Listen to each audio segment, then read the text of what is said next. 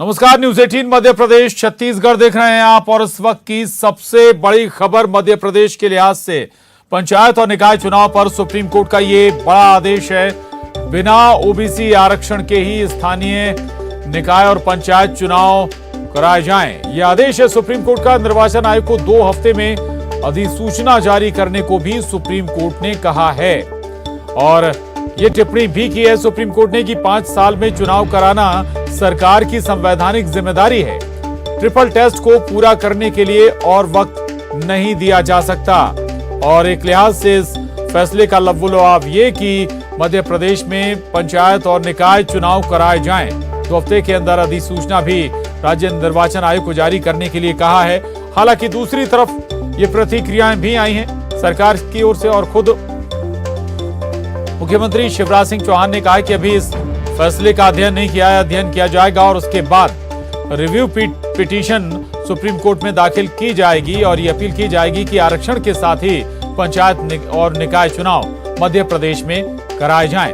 और एक बार अगर हम फिर सुप्रीम कोर्ट के फैसले का जिक्र करें तो जो महाराष्ट्र के मद्देनजर जो फैसला सुप्रीम कोर्ट का था वही फैसला मध्य प्रदेश के लिहाज से भी दिया।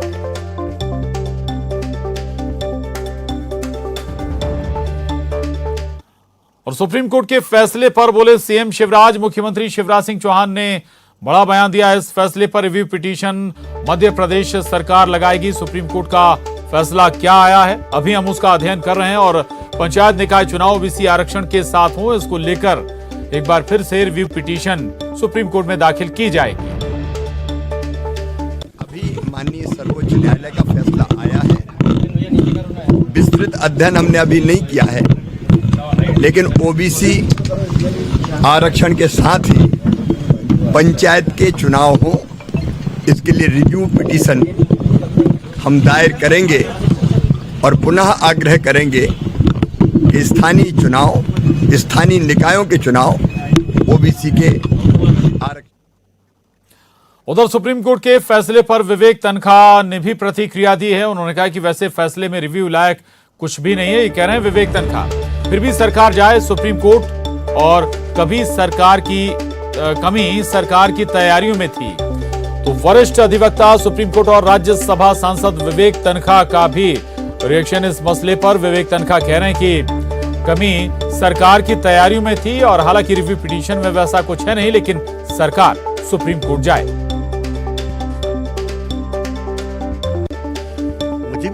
तो बेशक आज सुप्रीम कोर्ट से निकाय चुनाव की तस्वीर काफी हद तक साफ हो गई है। स्पष्ट किया गया कि महाराष्ट्र का ऑर्डर मध्य प्रदेश में भी लागू रहेगा और बिना ओबीसी आबादी के ही चुनाव मूव ऑन करने पड़ेंगे। हमारे साथ वरिष्ठ अधिवक्ता विवेक तनखा जी मौजूद हैं। सर, बेशक जो अवेटेड जजमेंट था वो आज आ चुका है बिना ओबीसी के, यानी महाराष्ट्र का जजमेंट मध्य प्रदेश में भी लागू हुआ है, क्या कहेंगे? मैं तो 2 दिन से कह रहा था, मैं ट्वीट कर रहा था कि यह परिस्थिति बनने वाली है। कानून नहीं बदलता है, सरकारों के निर्णय बदल जाते हैं। कानून तो वही है जो सुप्रीम कोर्ट कह रहा है।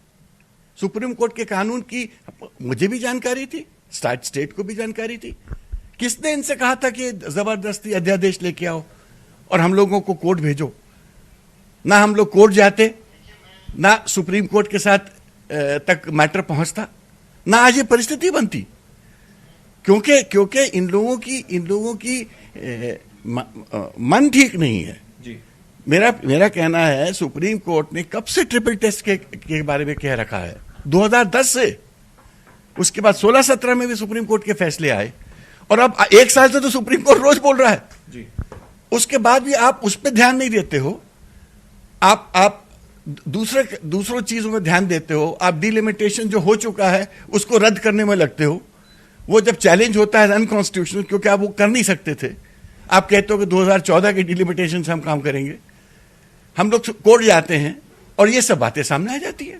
सर, बिसन आयोग ने भी रिपोर्ट पेश करी थी, लेकिन सुप्रीम कोर्ट ने प्राथमिक सुनवाई करते हुए मंशा जाहिर कर दी थी कि आप ट्रिपल टेस्ट भले ही बात कर रहे हैं कि आप उसकी कसौटी पे खरे उतरेंगे, लेकिन समझ में नहीं आता। उस आयोग की रिपोर्ट पे क्या टिप्पणी है सर? अरे, आयोग की रिपोर्ट पे टिप्पणी करने वाला मैं कोई नहीं हूं। आयोग की रिपोर्ट पे टिप्पणी तो कोर्ट करेगी और आयोग की रिपोर्ट का एक प्रोसेस है। किस तरह से उसको इवैल्यूएट किया जाएगा, किस तरह से उस पर पब्लिक डिस्कशन होगा, किस तरह वो एक रिटायर्ड जज के कमीशन के सामने भेजी जाएगी। आपने ये सब तो कुछ किया ही नहीं। जो सुप्रीम कोर्ट के आदेश थे आपने वो भूल गए। आपके सुप्रीम कोर्ट ने कोई आदेश दिया हुआ है? तो प्रॉब्लम यही होती है कि जब आपका जो प्रायोरिटी है वो राजनीतिक हो जाती है, संविधान नहीं रहता है। संविधान से चलते, सुप्रीम कोर्ट के जजमेंट से चलते तो आज ये हालत नहीं होती। मुझे तो अफसोस है, मध्य प्रदेश में तो ओबीसी लीडरशिप है 15 साल से, और 15 साल से आप सुप्रीम कोर्ट के जजमेंट्स आ चुके हैं, इनको फॉलो करना था। किस प्रकार के सलाहकार आप लेके बैठे हो? किसी ने आपको नहीं बताया कि सुप्रीम कोर्ट के जजमेंट इसमें आ चुके हैं? अंतिम सवाल सर, क्या लगता है मध्य प्रदेश की आधी आबादी के साथ न्याय हो पाया? विपक्ष और बतौर वरिष्ठ अधिवक्ता क्या आपका कहना है? देखिए, ये संवैधानिक स्थिति है, ये सुप्रीम कोर्ट द्वारा निर्मित एक स्थिति है, और ऐसा नहीं है कि ओबीसी के साथ सुप्रीम कोर्ट ने कहा है कि ये चुनाव ओबीसी सबके साथ का बड़ा फैसला आया है। हमारे साथ इस वक्त बात करने के लिए राज्य निर्वाचन आयुक्त बीपी सिंह साहब हैं। सर, सुप्रीम कोर्ट का फैसला आया है स्थानीय निकाय के चुनाव को लेकर। कहा है कि ओबीसी के आरक्षण के बिना ही चुनाव कराए जाएं। आयोग कितना तैयार है चुनाव कराने के लिए? चुनाव कराने के लिए तो हम लोग बहुत समय से तैयार हैं। तो जो भी माननीय न्यायालय का आदेश होगा हम उसका पालन करेंगे। अगर वो हमें तत्काल चुनाव करने के लिए कहते हैं तो हम तत्काल चुनाव के लिए तैयार हैं। हमने पंचायत के तो चुनाव अनाउंस ही कर दिए थे, कार्रवाई चालू हो गई थी, तो हम तैयार हैं दोनों चुनावों के लिए। सर, ये कहा गया है आदेश में कि ओबीसी के आरक्षण के बिना ही कराए जाएं, तो इसके लिए क्या कुछ नई प्रिपरेशन करनी पड़ेगी, या ओबीसी के आरक्षण के बिना चुनाव कराने के लिए किस तरीके की व्यवस्था करनी पड़ेगी? अगर आप हमारे दर्शकों को और जो उम्मीदवार संभावित हैं चुनाव के लिए उनको थोड़ा समझाते। अभी हमने आदेश देखा नहीं है, इसलिए कुछ कहना उचित नहीं है। लेकिन अगर ऐसा आदेश आता है कि ओबीसी को जनरल मानिए तो किसी विशेष तैयारी की ज़रूरत नहीं है। जहां जिसको हम ओबीसी नोटिफाई करते थे उसको जनरल नोटिफाई कर देंगे। जो हमारी तैयारी है वो पर्याप्त है इन कंटिजेंसीज के लिए भी। 2 हफ्ते के भीतर अधिसूचना जारी करने के लिए कहा गया है, तो आपकी तैयारी 2 हफ्ते के भीतर कराने की है? बिल्कुल। सर, सरकार का भी पक्ष आया है जिसमें मुख्यमंत्री शिवराज सिंह चौहान ने कहा है कि हम रिव्यू पिटीशन लगाएंगे इस फैसले के खिलाफ में। तो अगर ऐसा कुछ होता है कि रिव्यू पिटीशन लगाई जाती है तो फिर ये जो आदेश है क्या उस पर फर्क पड़ेगा, या आयोग की प्रक्रिया अपने हिसाब से चलती रहेगी?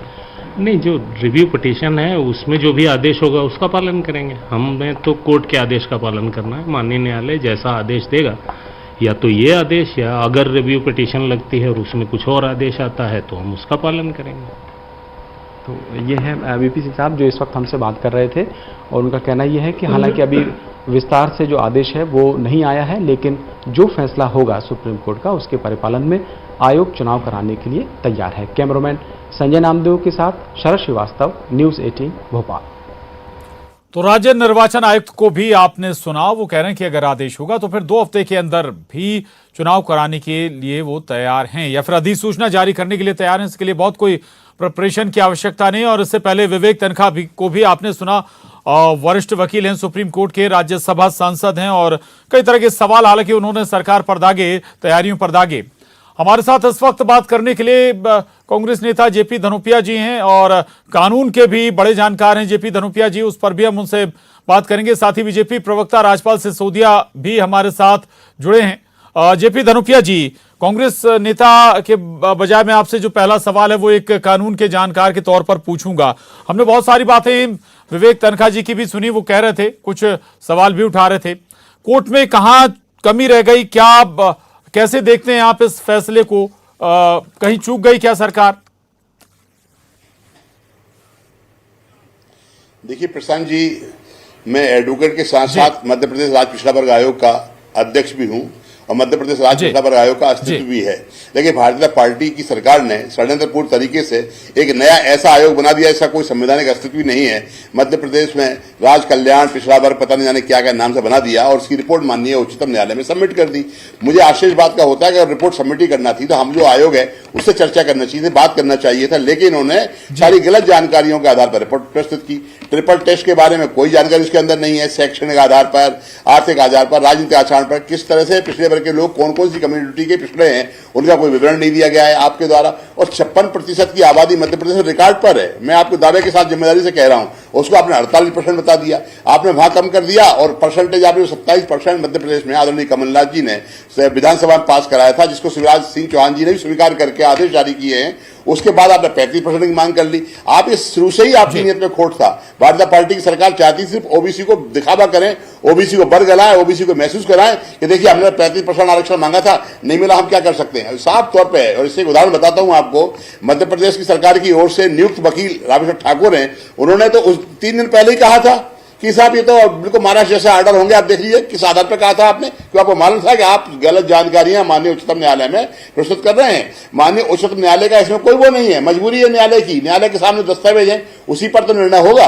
मैं निर्णय के बारे में कोई प्रतिक्रिया व्यक्त नहीं कर सकता। मैं तो भारतीय जनता पार्टी की नीयत के बारे में कहना चाहता हूं कि इनकी नीयत में खोट था, खोट है, खोट होगा, क्योंकि ये नहीं चाहते कि पिछड़े वर्ग के लोगों को न्याय मिले और पिछड़े वर्ग के लोगों की मसीहा बनने का प्रयास करते हैं। शिवराज सिंह चौहान हो या दूसरे लोग हों, ये भारतीय जनता पार्टी की सोची समझी योजना के तहत ऐसा हुआ है और उसकी जितनी निंदा की जाए वो कम।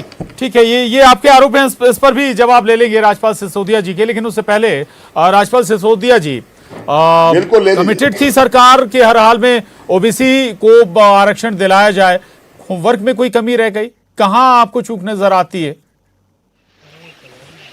देखिए, सरकार कमिटेड थी और कमिटेड है, जैसा कि माननीय मुख्यमंत्री जी को भी हम सुन रहे थे कि उन्होंने रिव्यू पिटीशन की बात कही है। माननीय उच्चतम न्यायालय का जो निर्णय आया है, उसके निर्णय को अभी विधि विशेषज्ञ, सरकार के विधि विशेषज्ञ सूक्ष्म गहनता से अध्ययन करेंगे और अध्ययन के बाद उसकी रिव्यू पिटीशन में सरकार जाएगी। सरकार ने अध्यादेश लाकर भी और सदन के अंदर भी मुख्यमंत्री जी ने और सदन के बाहर भी बहुत स्पष्ट किया है कि मध्य प्रदेश में हम जो है ओबीसी वर्ग को साथ में लेकर चुनाव कराना चाहते हैं। आज माननीय उच्चतम न्यायालय का निर्णय आया है, उस निर्णय के परिपालन में और उस निर्णय के अगेंस्ट में रिव्यू पिटीशन लगाकर जो भी हम इसको निर्णय को पलटवाने का प्रयास करेंगे। और मैं आदरणीय, अभी मेरे कांग्रेस के प्रवक्ता मित्र कह रहे थे तो खोट कांग्रेस की नीयत में है, बीजेपी की नीयत में नहीं है। विवेक तनखा साहब ने अभी स्वीकार करा कि हमें कोर्ट जाना पड़ा, तो कोर्ट कांग्रेस जाती है, विवेक तनखा साहब जाते हैं, स्टे वो करवाते हैं, निर्णय वो करवाते हैं और दोष भारतीय जनता पार्टी के माथे फोड़ने का काम करते हैं। ये कांग्रेस की कथनी और करनी देश की जनता, प्रदेश की जनता देख रही है। अगर इस सुप्रीम कोर्ट में पिटीशन को लेकर या हाई कोर्ट में पिटीशन को लेकर कोई जाता है तो वो कांग्रेस जाती है और अभी माननीय विवेक तनखा साहब ने उसको एडमिट किया है, एक्सेप्ट किया है, इसी चैनल पे किया है, अभी ठीक पहले किया। ठीक है, हालांकि राजपाल सिसोदिया जी, आप उन पर ब्लेम कर रहे हैं, वो आप पर ब्लेम कर रहे हैं, ये ब्लेम गेम तो चलता रहेगा और आगे हम आपके पास लौटूंगा। धनुपिया जी भी हमारे साथ हैं और इस वक्त हमारे साथ पूर्व मंत्री कमलेश्वर पटेल जी हमारे साथ जुड़े हैं। बहुत स्वागत है कमलेश्वर पटेल जी न्यूज़ 18 पर। कमलेश्वर जी, कमिटेड दोनों हैं, आप लोग भी कमिटेड थे कि ओबीसी को आरक्षण मिले, सरकार भी कमिटेड थी कि ओबीसी को आरक्षण मिले, लेकिन हुआ ये कि आरक्षण नहीं मिल पाया। सुप्रीम कोर्ट ने फैसला सुना दिया कि बगैर ओबीसी आरक्षण के ही निकाय और पंचायत चुनाव कराए जाएं। कई गंभीर टिप्पणी या फिर कहें कि सख्त टिप्पणी भी सुप्रीम कोर्ट ने की है। कैसे देख रहे हैं आप इस मसले को? हालांकि मुख्यमंत्री कह रहे हैं कि हम रिव्यू पिटीशन के साथ फिर सुप्रीम कोर्ट जाएंगे। कमलेश्वर जी, देखिए, जो भी परिस्थितियां बनी है, ये पूरी तरह से मध्य प्रदेश सरकार की, भाजपा नेताओं की गलतियों की वजह से बनी है। अगर त्रिस्तरीय पंचायती राज एक्ट जो हमारा था, उस अधिनियम के तहत पंचायत चुनाव कराते तो आज ये स्थिति नहीं बनती। मैं खुद पंचायत ग्रामीण विकास मंत्री था, सारी प्रक्रिया पूरी कर लिया था, सिर्फ जिला पंचायत अध्यक्ष के आरक्षण की प्रक्रिया पूरी नहीं हुई थी। सरकार, इन्हीं लोगों की वजह से सरकार गई और जिस तरह से फिर कोविड का विषय आ गया, पर ये चाहते तो बहुत कम समय में और सिर्फ जिला पंचायत अध्यक्ष का आरक्षण करा के और पूरी प्रक्रिया ये करा सकते थे। और इन्होंने 3 बार चुनाव पहले भी कराया था, 2 बार कांग्रेस सरकार ने, दिग्विजय सिंह ने कराया था। और दिग्विजय सिंह जी ने, कांग्रेस सरकार ने पूरा अध्ययन करके और सभी वर्गों का ध्यान में रख के जो पंचायत चुनाव एक्ट बनाया था, उसके अनुरूप अगर चुनाव होता। कई राज्य हमारे पंचायती राज अधिनियम को अध्ययन करने के लिए आते थे, छत्तीसगढ़ और राजस्थान में अभी भी उसी अधिनियम के तहत चुनाव हुए हैं, तो मध्य प्रदेश में क्यों नहीं हो सकते थे? नया अध्यादेश लाने की क्या जरूरत थी? अध्यादेश फिर क्यों इनको वापस लेना पड़ा? अगर नियम विरुद्ध नहीं था तो क्यों विधानसभा में चर्चा के बाद फिर इनको वापस लेना पड़ा? तो पूरी तरह से इसके लिए भारतीय जनता पार्टी की सरकार, भाजपा के नेता जिम्मेदार है और इससे स्पष्ट समझ में आता है कि इनकी नीयत में खोट है। और फिर जब सुप्रीम कोर्ट ने टिप्पणी की थी तो इनको डाटा पेश करना था क्यों समय पे डाटा नहीं पेश किया, आधी अधूरी जानकारी क्यों पेश की, जबकि पहले भी सुप्रीम कोर्ट ने टिप्पणी की थी। अभी हम सुन रहे थे मित्र हमारे सिसोदिया जी जो वक्तव्य दे रहे थे, अगर कांग्रेस के लोग या चुने हुए जनप्रतिनिधि गए थे तो उनके साथ अन्याय हो रहा था। तो जब सरकार गलती करती है, कोई गलती करती है, तो माननीय न्यायालय इसी के लिए बना हुआ, चाहे हाई कोर्ट हो, सुप्रीम कोर्ट हो, जिला न्यायालय हो, सभी न्यायालय न्याय पाने के लिए बने हैं। तो न्याय पाने के लिए जनप्रतिनिधि लोग गए थे और सरकार कांग्रेस के लोगों ने भी मदद की, न्याय पाने के लिए मदद की कि आरक्षण के साथ चुनाव हो। और वहां भी इनके सरकारी अधिवक्ता खड़े रहे, सरकार के लोग, अधिकारी कर्मचारी खड़े रहे, इन्होंने पैरवी नहीं की। सही ढंग से अगर बात रखते, सरकार का पक्ष रखते, तो शायद ये स्थिति पैदा नहीं होती। तो पूरी तरह से जो भी आज स्थिति पैदा हुई है, उसके लिए भारतीय जनता पार्टी के नेता, आरएसएस के लोग, भाजपा के लोग जिम्मेदार हैं। बिल्कुल, आपके नजरिए से बीजेपी हुए सरकार जिम्मेदार है। आप कह रहे हैं कि आपकी जब सरकार थी तब आप लोग व्यवस्थाएं कर रहे थे आरक्षण की। क्या अभी की सरकार की जो प्रिपरेशन थी या आपकी सरकार की जो प्रिपरेशन थी, अभी अगर कोर्ट में जाकर चैलेंज किया गया तो क्या उस वक्त कोर्ट में चैलेंज नहीं किया जा सकता था? ऐसी क्या प्रिपरेशन थी आपकी सरकार की? देखिए, मेरी सरकार, हम स्वयं मंत्री रहते हुए हमने सारा रोटेशन में आरक्षण की व्यवस्था और परिसीमन के साथ चुनाव हो, सारी व्यवस्थाएं हो गई थी, परिसीमन भी हो गया था। इन्होंने नया परिसीमन का ढिंढोरा पीटा, जबकि निकला कुछ नहीं, बल्कि और जो हमने व्यवस्थित किया था वो भी इन्होंने कई पंचायतें घटा दी। हमने आबादी और क्षेत्रफल की दृष्टिकोण से मैं यही पूछना चाह रहा हूं, क्या जो व्यवस्थाएं आप लोग बना रहे थे उन्हें कोर्ट में चैलेंज नहीं किया जा सकता था? क्या प्रक्रिया हो गई थी? जी देखिए, कोर्ट में चैलेंज तो किया, कोर्ट में इस बात की भी लोगों ने बात रखी कि जब सारी नियम प्रक्रिया से चुनाव हो रहा है तो देखिए, जब सरकार सही डाटा नहीं पेश करे, सरकार की बात मानी जाती है। माननीय न्यायालय में सरकार की तरफ से पहले भी सही जानकारी नहीं दी गई और अभी भी आधी अधूरी जानकारी पेश करते। दूसरे तरफ उनके सरकार के मंत्री आते, बोलते हैं 35% आरक्षण प्रस्तावित कर रहे, मजाक बना के रखा है। एक तरफ आबादी घटा देते हैं, जो 52% आबादी 2011 के सर्वे में यूपीए गवर्नमेंट ने पूरे देश में सर्वे कराया था, उसमें 52% ओबीसी की आबादी सरकारी डाटा में, और इनके सरकार की तरफ से आयोग की रिपोर्ट जाती है, वहां 48% ओबीसी की आबादी घटा देते हैं। तो वहीं से समझ में आ गया था कि इनकी नीयत में खोट है और ये चाहते नहीं कि आरक्षण मिले। और ये पूरी तरह से देश की जनता को, प्रदेश की जनता को आरक्षण के विषय में गुमराह कर रहे हैं। पहले भी इनकी सरकार थी, ओबीसी आरक्षण दिग्विजय सिंह जी ने जब लागू किया था, उसका सही ढंग से इनने पैरवी नहीं की, कोर्ट में जाके और इन्होंने वहां भी लटका दिया। फिर कई साल सरकार में रहे, कभी भी प्रयास नहीं किया। हमारी सरकार बनती, हमने 27% नौकरियों में आरक्षण का नियम लागू किया और क्रियान्वयन करने के आदेश जारी कर दिए। सिर्फ 3 विभागों में रोक लगी थी, हाई कोर्ट का निर्णय सिर्फ 3 विभागों में रोक की थी, पर इन्होंने समझने में साल भर लगा दिया। जब हम लोग विधानसभा में विषय को लेके आते हैं, आंदोलन करते हैं, विधानसभा में उठाते, तब इनको समझ नहीं आता, तब अध्ययन करते कि नहीं, कोर्ट ने सिर्फ 3 विभागों में रोक लगाई थी। इनके एडवोकेट जनरल को भी समझ में नहीं आता, सरकार में बैठे हुए मंत्री, मुख्यमंत्री को समझ में नहीं आता, अधिकारी कर्मचारियों को समझ, कहीं न कहीं आरएसएस का छुपा हुआ एजेंडा ये लागू करने की दिशा में काम कर रहे हैं और इसी की वजह से ऐसी स्थिति पैदा हो रही है। अभी भी हाई कोर्ट में जो 27% नौकरियों में आरक्षण का विषय चल रहा है, मेरिट में आए हुए। ठीक है, बिल्कुल ठीक बात कह रहे हैं आप। चलिए, इस पर भी हम बात करेंगे। जेपी धनुपिया जी, थोड़ा सा ट्रिपल टेस्ट भी समझाइएगा, जिसका जिक्र सुप्रीम कोर्ट ने किया है, और अन्य पिछड़ा वर्ग कल्याण आयोग जिस पर आप सवाल उठा रहे हैं, उसकी रिपोर्ट तो कोर्ट में रखी थी ना सरकार ने। धनुपिया जी, देखिए प्रशांत जी, वास्तविकता यह है कि मध्य प्रदेश में पिछड़ा वर्ग कल्याण आयोग नाम से संस्था बनाई गई है, उसका कोई संवैधानिक वजूद नहीं है। उसके द्वारा सिर्फ इन्होंने जो मध्य प्रदेश की सरकार को अधिकार होते हैं आयोग बनाने के, जांच आयोग, कमीशन आयोग, इस तरह का आयोग बनाकर उन्होंने अपनी कार्रवाई करने का प्रयास किया। क्योंकि मैं संवैधानिक पद पर हूं, मध्य प्रदेश राज्य पिछड़ा वर्ग आयोग का अध्यक्ष हूं, उसके बारे में माननीय उच्च न्यायालय में प्रकरण चल रहा है, ये लोग उसमें तो कुछ कर नहीं पाए, इन्होंने एक रास्ता निकाला और उसमें गलत तरह जानकारी दे दी। ट्रिपल टेस्ट में साफ तौर पर यह है कि जो पिछड़े वर्ग के आरक्षण देना है उसमें 3 टेस्ट होना कंपलसरी है कि राजनीतिक पिछड़े वर्ग के लोग कौन से हैं, आर्थिक रूप से पिछड़े वर्ग के लोग कौन से हैं, या शैक्षणिक रूप से कौन से, उसी अनुपात में उनको सामंजस्य करके उनका रिजर्वेशन दिया जाना चाहिए। मध्य प्रदेश में आज 56% आबादी है पिछड़े वर्ग की। हमारे कल्याण आयोग, ये कौन सा कल्याण आयोग इन्होंने बना के दिखा दिया जनता धोखा करने के लिए, कह दिया 48%। ना कहीं इन्होंने कोई आयोग ने जांच की, ना कोई टोल फ्री नंबर दिया, ना सर्वे किया, ना किसी से बात की, घर बैठे इन्होंने अपनी मनमर्जी दस्तावेज तैयार किया और बोल दिया 48% है। अरे माननीय माननीय उच्चतम न्यायालय की मजबूरी है। आप जो रिकॉर्ड सामने रखेंगे उसी पर निर्णय होगा। उस निर्णय को करने के लिए जब जिस दिन रिपोर्ट पेश की गई थी उस दिन भी माननीय उच्चतम न्यायालय ने कहा था कि आधी अधूरी है आपकी, क्या होगा? बोले हमको टाइम दिया जाए। तो सर मैं तो सॉलिसिटर जनरल ने कहा हमें टाइम दिया जाए, हम करेंगे, नहीं कर पाए। इससे साफ है कि एक सोची समझी योजना के तहत किया गया है। और अब जो रिव्यू पिटीशन की बात मुख्यमंत्री जी कर रहे हैं, मैं ये बोलने के लिए मजबूर हूं, बोल नहीं सकता हूं। ये भी एक सोची समझी योजना के तहत षड्यंत्र किया जा रहा है। इसलिए फिर पिछड़े वर्ग को धोखा दिया जाएगा, उसकी परिणति करने का प्रयास किया जा रहा है।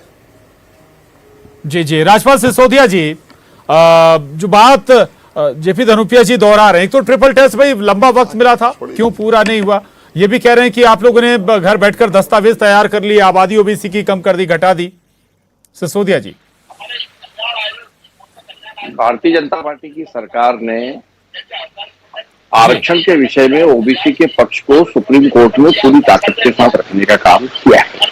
मैं आपको बताना चाहता हूं कि ओबीसी कल्याण आयोग ने एक बड़ी विस्तृत रिपोर्ट माननीय न्यायालय के समक्ष ट्रिपल टेस्ट वाली प्रस्तुत करने का काम किया। और वास्तविक में जिस प्रकार से कांग्रेस के नेताओं के आज वक्तव्य आ रहे हैं और जिस प्रकार से कांग्रेस के नेता इस विषय को लेकर खुशी मना रहे, ऐसा लग रहा है कि पंचायत चुनाव को लेकर कांग्रेस के नेताओं की भूमिका एक बार फिर से सामने आई और उसने स्पष्ट कर दिया कि कांग्रेस ने ही ओबीसी वर्ग की पीठ में चुनाव मुकने का पूरा प्लान बना के रखा है। जब पंचायत चुनाव की घोषणा हो गई थी तो कांग्रेस को क्या जरूरत थी उसमें व्यवधान डालने की और माननीय न्यायालय जाने की?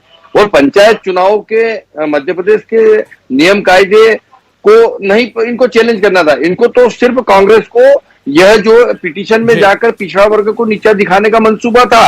ये साबित हुआ है आज कि ये ओबीसी वर्ग के विरोधी है कांग्रेस, और कांग्रेस को अब सर्वोच्च न्यायालय, उच्च न्यायालय और उच्च चुनाव आयोग जैसी संवैधानिक संस्थाओं पर भी भरोसा नहीं रह गया। लगता है कि ओबीसी वर्ग की विरोधी है कांग्रेस? किन स्टेप से, क्या कदम आपको लगते हैं जो कांग्रेस ने उठाए? कौन गया इस पूरे मामले को न्यायालयीन प्रक्रिया में उलझाने वाले? कौन? मैं प्रश्न पूछता हूं। तो विवेक तनखा साहब ने अभी स्वीकार करा, अध्यादेश किसने हमें जाना पड़ा। आपने कानून बदलने का प्रयास किसने किया था? यही तो कहा है। मध्य प्रदेश के अंदर चुनाव हो रहे थे, मध्य प्रदेश में जब चुनाव हो रहे थे, अब हमने चुनाव की प्रक्रिया प्रारंभ कर दी थी, मध्य प्रदेश में चुनाव हो रहे थे, तो कौन गया कोर्ट? किसने रुकवाया चुनाव? आज ये जवाब देना पड़ेगा। मध्य प्रदेश के लाखों जनप्रतिनिधि बनते हुए वंचित रह गए जी, जो चुनाव कमलेश्वर जी कुछ कहना चाहते हैं? आ रहा हूं कमलेश्वर जी, कांग्रेस से प्रश्न कर रहे हैं वो लोग कि आपको क्या अधिकार था इस प्रकार से पूरी व्यवस्था को चौपट करने का? क्या आवश्यकता पड़ गई थी आपको कि सदन के अंदर आधी अधूरी जानकारी देकर आपने 27% की बात करी? आपने सदन के अंदर 27% ओबीसी की जनसंख्या है। यह लिखित में डॉक्यूमेंट कांग्रेस की सरकार के समय कांग्रेस ने पेश करा था, सदन की कार्रवाई पे है।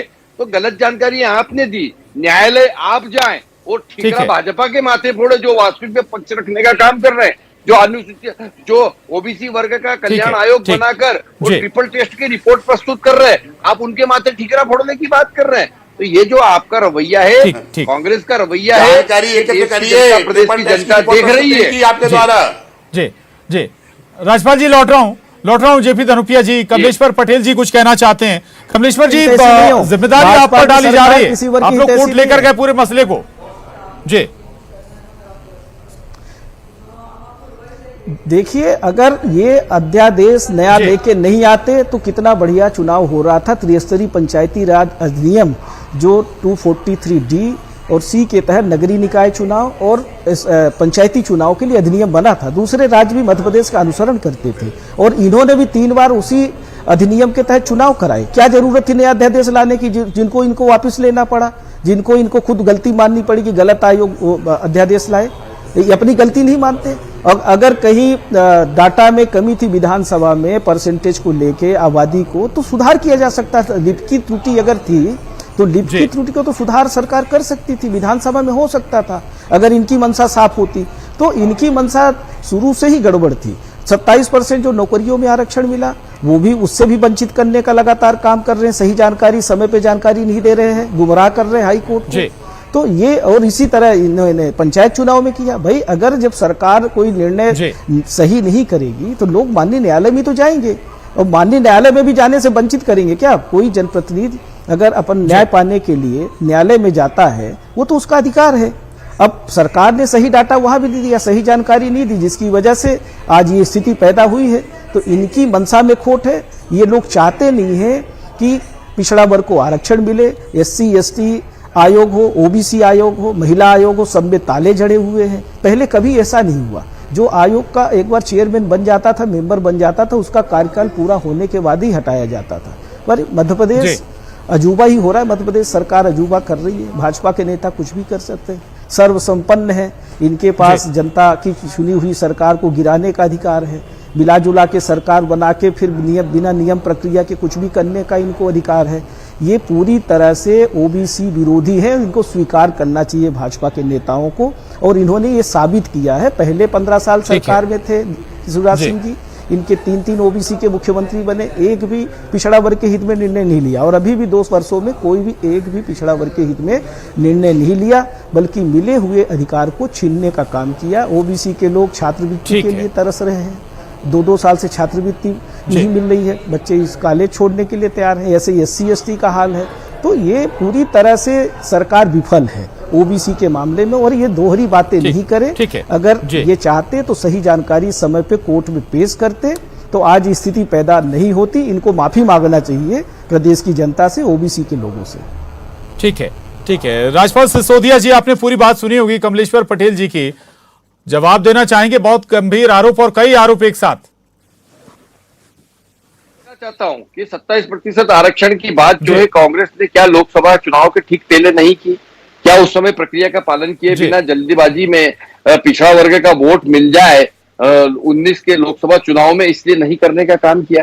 क्या कांग्रेस ने ये जालसाजी नहीं करी कि 27% आरक्षण के समय पे सदन के अंदर जो है 48% जनसंख्या के बजाय 27% OBC की जनसंख्या मध्य प्रदेश में निवास करती है? इस प्रकार का एक जालसाजी भरा, बेईमानी भरा एक जो है इन्होंने आंकड़ा प्रस्तुत करने का काम किया, जिसे बाद में ये लिपि की टूटी कहकर और अपना पल्ला जड़ाने की बात कर रहे हैं। पूरी प्रक्रिया जो 27% OBC को लेकर कांग्रेस तो कह रही है कि 56% OBC की जनसंख्या है मध्य प्रदेश में। OBC की जनसंख्या कांग्रेस ने 27% OBC की जनसंख्या कांग्रेस में सदन के अंदर लिखित में दी है। वो प्रमाण है उस चीज का, और जिसे बाद में कांग्रेस के नेता लिपि की त्रुटि कह के उसे सुधारने की बात कर रहे हैं। अभी कमलेश्वर जी कह रहे थे कि क्या सुधार नहीं सकते थे? तो गलती आप करके जाओ, सुधारे हम, तो वही तो सुधार रहे हैं। उसी को सुधारने में तो ये समय लग रहा है। सरकार, यही तो बात है की सरकार बनने के बाद इस तरह की त्रुटि तैयार की गई। मिले हुए सुन लीजिए कमलेश जी को, सुन लीजिए कमलेश जी। भाजपा के नेताओं ने किया ये सारा षड्यंत्र, भाजपा की सरकार ने किया। ये पूरी तरह से भाजपा की सरकार दोषी है। हमारी नियत में खोट नहीं था, नियत में खोट रहे भाई। आप मंत्री रहे, कम से कम जिम्मेदारी से बात करें। सारी जानकारी आपने गलत जानकारी आपने लिखित में दिया है कि मध्य प्रदेश बहुत सारी चीजें बहुत सारी चीजें आप लोगों ने गड़बड़ियां की। आप लोगों का एजेंडा OBC का आरक्षण खत्म करने का है, SC ST को पीछे करने का है, और लगातार आप लोग कर रहे हैं। चाहे पदोन्नति में आरक्षण। कमलेश्वर जी, क्या आपकी सरकार के जरिए तथ्य रखा गया था क्या कि 27% जनसंख्या है OBC की मध्य प्रदेश में? जी देखिए, बिल्कुल नहीं रखा गया था। हम लोग कैबिनेट में थे, कैबिनेट में पूरा विषय आया था। विधानसभा में इन लोगों ने कहां से कौन सा मनगढ़ंत डॉक्यूमेंट तैयार किया और सदन की कार्रवाई बुलाया। इसी तरह का बैकडेट में एक सर्कुलर जारी करके MPPSC में पूरा MPPSC में इसी तरह का इन्होंने खिलवाड़ किया। 2019 की परीक्षा कैंसिल हो गई। देखिए, ये संवैधानिक व्यवस्था को मानने वाले लोग नहीं है। ये लगातार सदन को गुमराह करने वाले लोग हैं। चाहे सदन हो चाहे न्यायालय हो, वहाँ आधी अधूरी जानकारी पेश करते हैं। एक तरफ जनता को गुमराह करते हैं, OBC के लोगों को कि हम 35% आरक्षण प्रस्तावित कर रहे हैं। एक तरफ आबादी घटा देते हैं, जो हमारी आबादी है उसको घटा देते हैं। तो देखिए, इनकी नियत में खोट है और ये चाहते नहीं है, और उसी की वजह से इस तरह की स्थिति पैदा हुई है। अब ये सारी बातें जनता के बीच में हम लोग लेके जाएंगे, और जैसा भी चुनाव होगा हम लोग लड़ेंगे और जीतेंगे, और जनता इनको जवाब देगी। ठीक है जी, रहिएगा कमलेश्वर जी। JP धनुपिया जी भी बने हुए, राजपाल सिसोदिया जी भी रहिएगा हमारे साथ। और जबलपुर हाईकोर्ट के वरिष्ठ अधिवक्ता रामेश्वर सिंह जी जुड़े हैं। रामेश्वर जी, स्वागत है आपका न्यूज 18 पर। बहुत सारे दर्शक हमारे अभी जुड़े हैं, हालांकि लगातार हम इस मसले पर सुबह से चर्चा कर रहे हैं जब से ये मसला आया है। एक बार फिर हमारे दर्शकों को थोड़ा सा समझाइएगा कि सुप्रीम कोर्ट ने कहा क्या है, क्या टिप्पणियां हैं सुप्रीम कोर्ट की और इसके मायने क्या हैं, कि मध्य प्रदेश में बगैर ओबीसी आरक्षण के ही पंचायत और निकाय चुनाव कराए जाएं? रामेश्वर जी।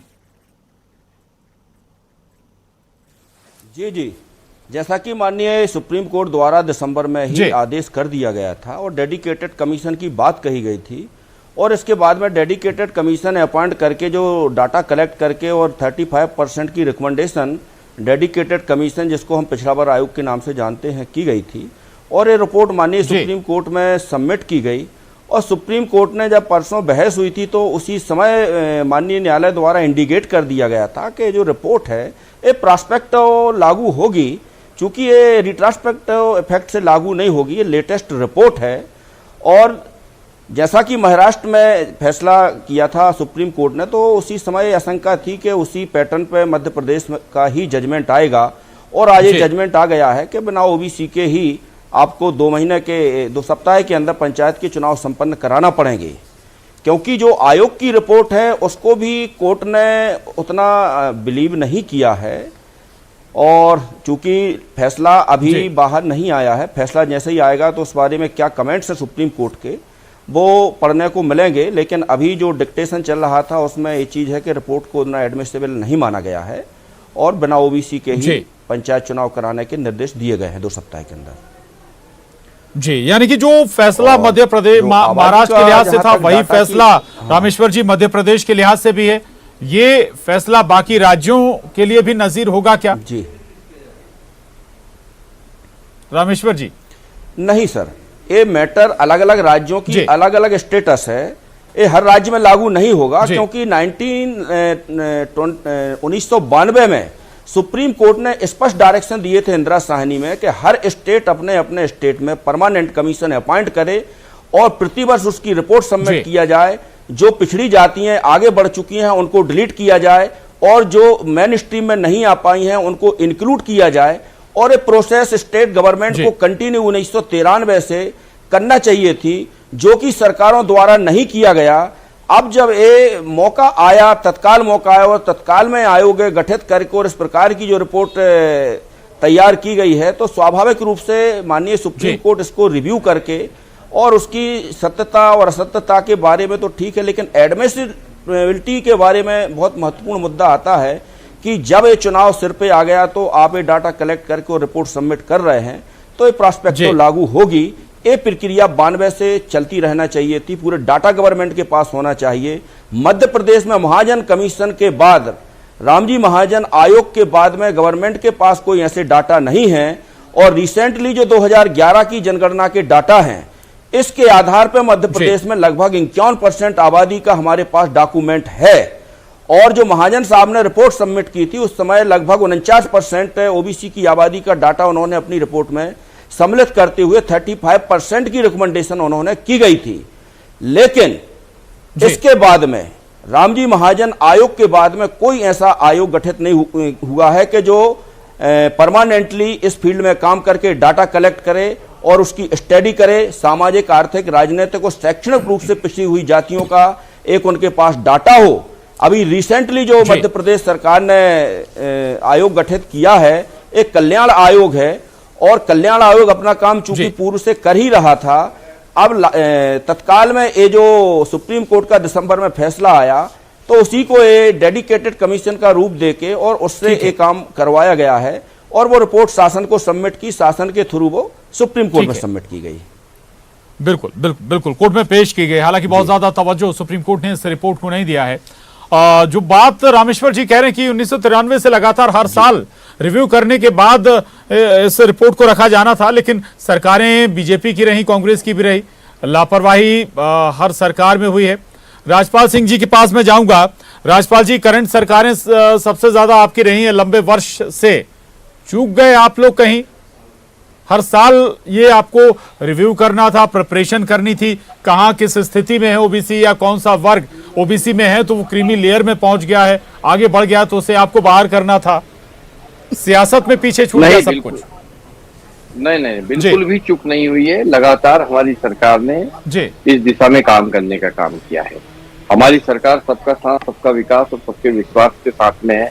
हमने जहां इस देश के अंदर सामान्य निर्धन के लिए 10% EWS के लिए आरक्षण देने की व्यवस्था की, वहीं दूसरी तरफ ओबीसी के हितों को सुरक्षित करने का काम भी किया, और उसके साथ साथ में आप देखोगे कि आदिवासियों के लिए भी उनका गौरव दिवस मनाकर उनको समाज में सम्मान दिलाने की बात, और एससी वर्ग के लिए भी हमने कई सारे प्रोटेक्शन एक्ट लगाने का काम किया।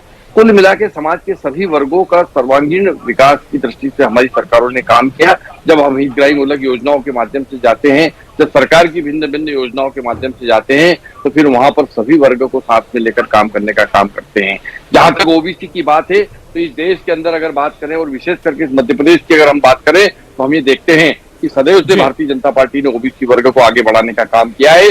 चाहे नेतृत्व देने की बात भी हो, तो अगर इस देश का नेतृत्व किसी के हाथ में दिया या प्रदेश का नेतृत्व मुख्यमंत्री के रूप में किसी के हाथ में दिया, तो ओबीसी वर्ग के हाथ में दिया। हमने कमलनाथ जी और दिग्विजय सिंह जैसे इस प्रकार से कोई छलावा करने का काम नहीं किया कि जो कमलनाथ जी और दिग्विजय सिंह जी और मिलकर और जिस प्रकार से ओबीसी वर्ग के साथ छलावा करने का काम लंबे समय से करते आए, चाहे अर्जुन सिंह जी के समय की बात करें, तो उस समय पे भी मुख्यमंत्री के प्रबलतम दावेदार अर्जुन सिंह जी और शिव भानु सोलंकी हुआ करते थे, परंतु अर्जुन सिंह जी को अवसर दिया।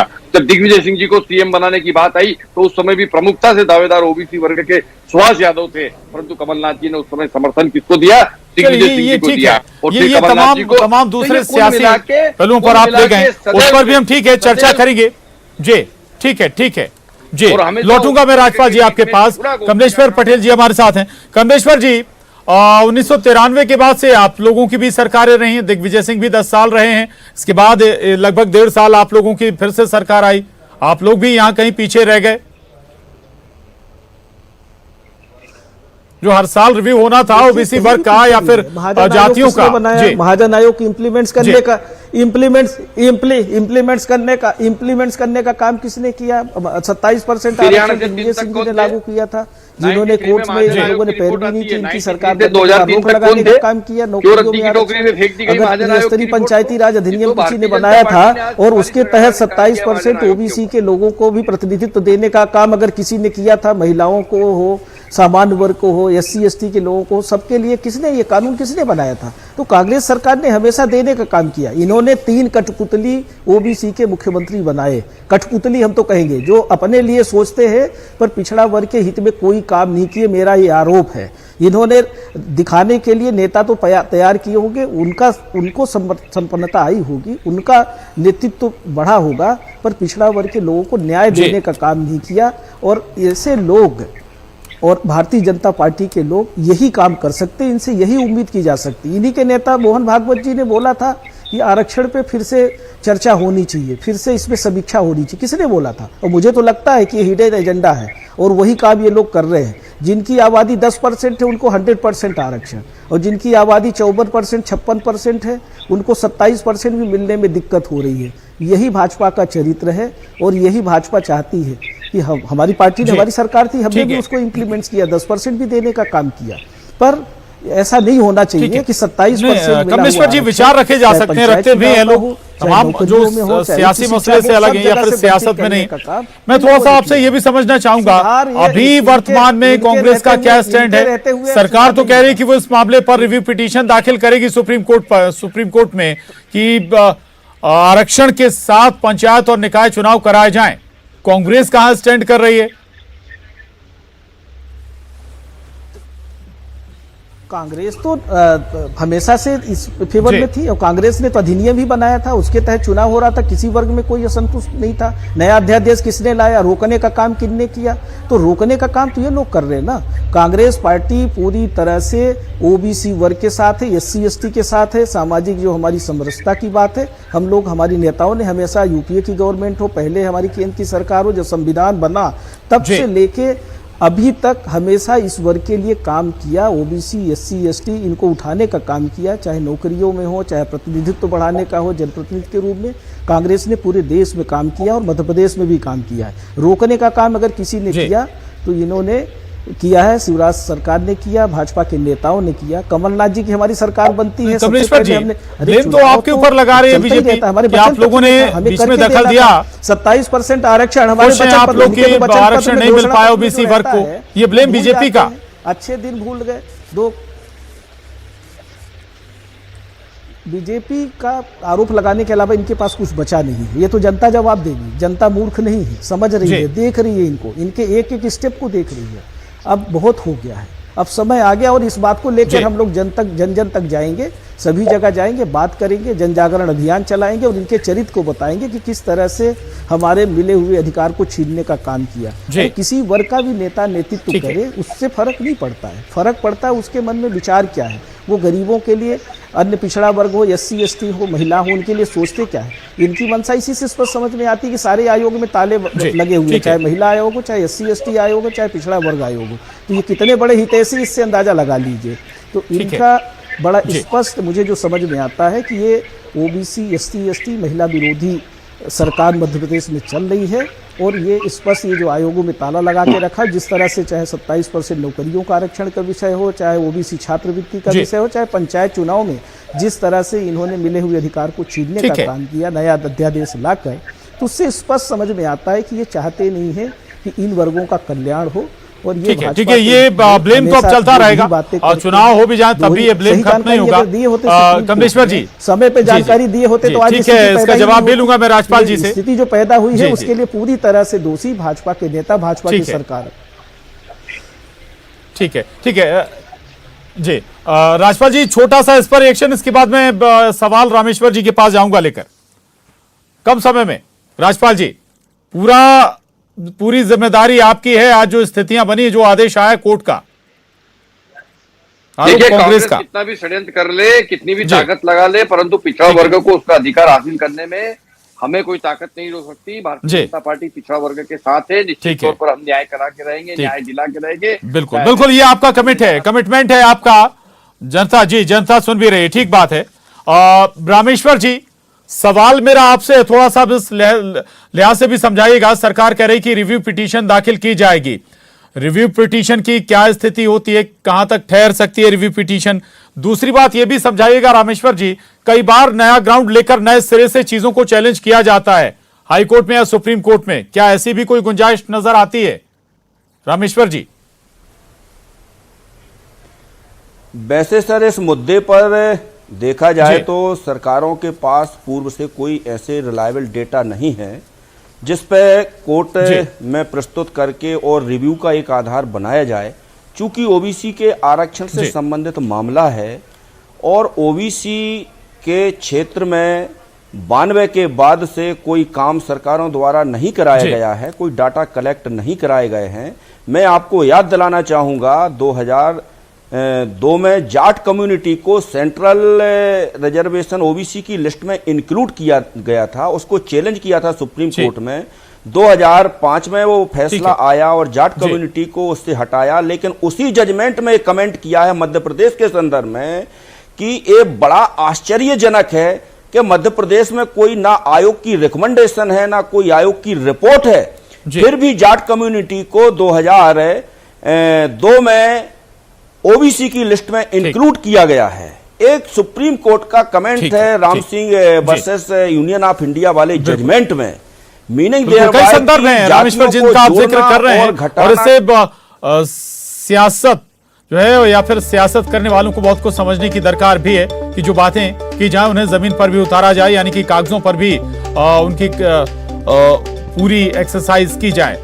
शुक्रिया रामेश्वर जी। कमलेश्वर पटेल जी पूर्व मंत्री हमारे साथ हैं, आपका भी बहुत धन्यवाद हमसे जुड़ने के लिए। और जेपी धनोपिया जी साथ ही हमारे साथ राज्यपाल सिसोदिया जी थे, आप दोनों का भी बहुत शुक्रिया। एक छोटे से ब्रेक लिए यहां पर रुकेंगे, फौरन लौटते हैं।